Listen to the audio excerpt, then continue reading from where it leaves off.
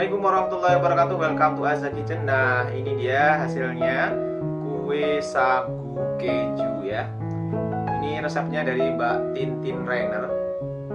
Dan rasanya nggak usah diragukan lagi. Yang penting ovennya pas, pasti rasanya enak banget. Sekarang langsung aja kita coba ya. Bismillahirrahmanirrahim. Enak.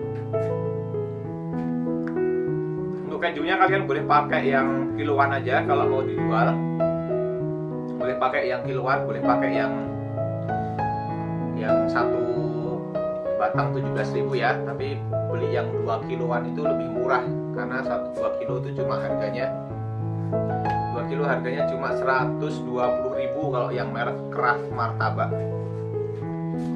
Untuk perasannya kalian boleh pakai rasa apa aja. Ini aku pakai rasa pandan, tapi ini aku kasih rasa pandan, rasanya pandannya kurang, esennya pandannya kurang, jadi agak kurang mantep rasa pandannya, kurang pekat lagi. Pakai perasa yang bagus ya. Untuk harga jualnya kalian bisa sesuaikan dengan bahan-bahan yang dipakai, karena kalau pakai margarin dengan pakai butter kan harganya pasti jelas beda, kemudian kemasannya juga berpengaruh ya. Kalau seperti ini kemasannya harga 2.700 ya. Oke, itu aja resep dari Azza Kitchen hari ini. Jangan lupa klik tombol like, share, serta subscribe-nya ya.